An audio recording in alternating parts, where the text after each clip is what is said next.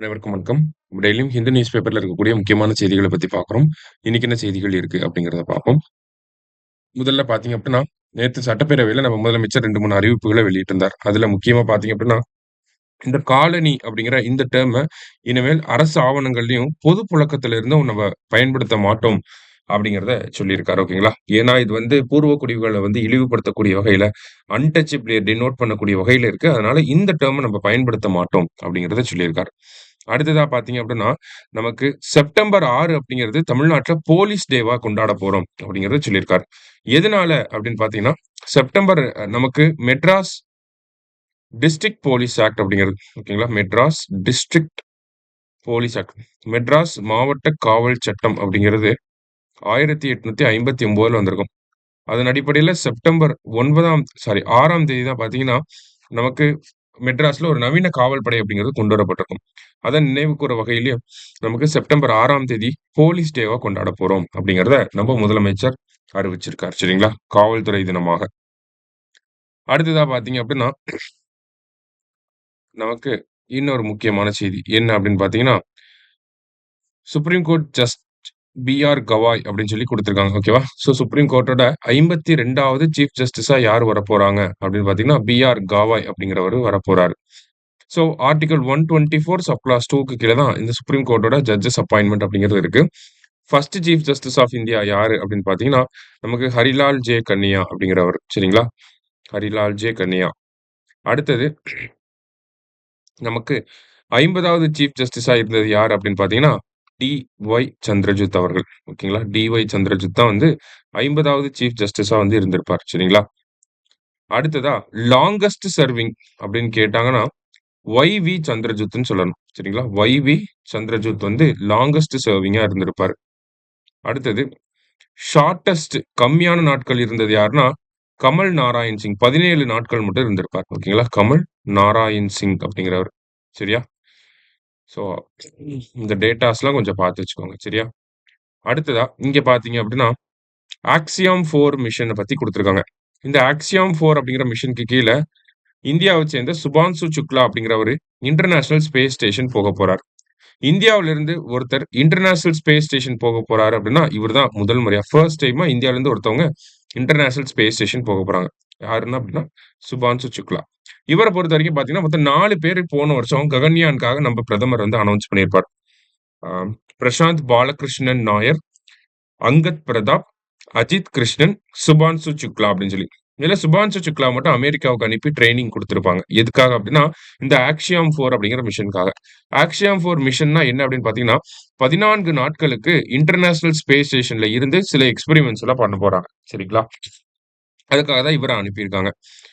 இந்த ஆக்சியாம் 4 மிஷன் அப்படிங்கிறது எப்போ லான்ச் பண்ண போறாங்கன்னா, மே 29 நாசாவோட கென்னடி ஸ்பேஸ் சென்டர் புளோரிடால இருக்கு. அங்க இருந்து லான்ச் பண்ண போறாங்க. எந்த ராக்கெட்ல அப்படின்னு பார்த்தீங்கன்னா, ஸ்பேஸ் எக்ஸோட டிராகன் அப்படிங்கிற இந்த ஸ்பேஸ் கிராஃப்ட்ல இவங்க லான்ச் பண்ணி இவங்க இன்டர்நேஷனல் ஸ்பேஸ் ஸ்டேஷனுக்கு போகப் போறாங்க. சரிங்களா? இந்தியாவுல இருந்து விண்வெளிக்கு போன நபர்கள் அப்படின்னு பார்த்தீங்கன்னா, 1984ல சோயுஸ் T-11 அப்படிங்கிற ராக்கெட்ல ரஷ்யாவோட உதவியில நம்மளோட ராகேஷ் சர்மா போயிருப்பாரு. அதுக்கப்புறம் பார்த்தீங்கன்னா, ஆ சுனிதா வில்லியம்ஸ் போயிருப்பாங்க. கல்பனா சாவ்லா போயிருப்பாங்க. இவங்கலாம் இந்திய வம்சாவளியைச் சேர்ந்தவங்க. அதன் பிறகு 2024ல ஸ்பேஸ் டூரிசம்க்காக கோபி தோட்டக்குரா அப்படிங்கிறவரு போயிருப்பாரு. அதுக்கப்புறமா இப்பதான் ஆ ஆக்சியாம் 4 மிஷனுக்கு கீழ சுபான்சு சுக்லா 3வது இந்தியரா போகப் போறார். சரிங்களா? அது இல்லாம Indian space station international space ஸ்டேஷனுக்கு போகக்கூடிய முதல் நபராகவும் இருக்கப் போறார். சரியா? இந்தியாவிலிருந்து போகக்கூடிய முதல் நபர். ஓகேவா? அடுத்ததா பார்த்தீங்க அப்படின்னா, நமக்கு இங்க என்ன அப்படின்னு பார்த்தீங்கன்னா, தமிழ்நாட்டுல உடற்பயிற்சி மற்றும் விளையாட்டு பல்கலைக்கழகம் அப்படிங்கிறது இருக்கு. ஓகேங்களா? அதாவது physical education and sports university அப்படிங்கிறது. அந்த யுனிவர்சிட்டியோட வைஸ் சான்சலர அப்பாயிண்ட் பண்ணக்கூடிய அதிகாரம் முதலமைச்சருக்கு, அதாவது அரசாங்கத்துக்கு இருக்கு அப்படின்னு சொல்லக்கூடிய மசோதாவ நேத்து தாக்கல் பண்ணி நிறைவேற்றியிருக்காங்க. சரியா? அதற்கு முன்னாடி பார்த்தீங்கன்னா, ஆர்டிகிள் 142 பயன்படுத்தி உச்சநீதிமன்றம் நமக்கு ஒரு 10 மசோதாக்களுக்கு ஒப்புதல் வழங்கியிருப்பாங்க.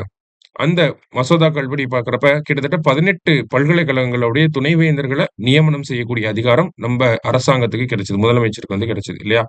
அதன் பிறகு இப்போ இந்த ஸ்போர்ட்ஸ் யுனிவர்சிட்டிக்குமே வைஸ் சான்சலர் அப்பாயிண்ட் பண்ணக்கூடிய அதிகாரம் அப்படிங்கிறது நம்மளுடைய அரசாங்கத்துக்கு வந்து கிடைச்சிருக்கு. சரிங்களா? அதுதான் இங்க குடுத்திருக்காங்க. ஸோ மத்தபடி பார்த்தோம் அப்படின்னா, நமக்கு இங்க அரசாங்கம் நடத்தக்கூடிய ஹாஸ்டல்ஸ் இருக்கு இல்லையா?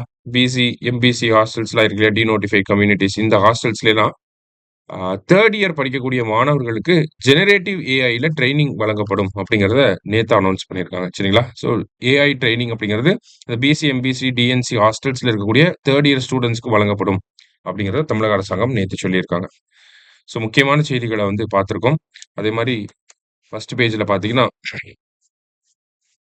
நமக்கு பெகாசஸ் அப்படிங்கிற ஒரு சாஃப்ட்வேர் பத்தி குடுத்திருந்திருப்பாங்க.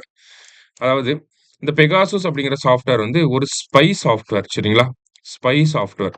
இந்த சாஃப்ட்வேர பொறுத்தவரைக்கும் பார்த்தீங்கன்னா, இஸ்ரேல சேர்ந்த இஸ்ரேல சேர்ந்த NSO அப்படிங்கிற நிறுவனம் தான் இந்த பெகாசஸ் அப்படிங்கிற சாஃப்ட்வேர உருவாக்கியிருப்பாங்க. ஸோ இந்த சாஃப்ட்வேர உலக நாடுகள் நெறைய நாடுகள் பயன்படுத்துறாங்க. அது இந்தியாவுமே இந்த பெகாசஸ் அப்படிங்கிறத பயன்படுத்தி இருக்காங்க. அதையுமே பார்த்தீங்கன்னா, அ இந்தியாவுல எதிர்க்கட்சி தலைவர்கள் மேல, அடுத்ததா பார்த்தீங்கன்னா, நம்மளுடைய பத்திரிகையாளர்கள் மேல இந்த பெகாசஸ் சாஃப்ட்வேர அரசாங்கம் பயன்படுத்தி இருக்காங்க அப்படின்னு சொல்லி ஒரு குற்றச்சாட்டு 2021ல வந்துச்சு. ஓகேங்களா? ஸோ அத விசாரிக்கிறதுக்காக உச்சநீதிமன்றத்தில வழக்கு போடப்பட்டுச்சு. அதுக்கு ஒரு டெக்னிக்கல் கமிட்டியுமே வந்து போட்டிருப்பாங்க. ஓகேங்களா?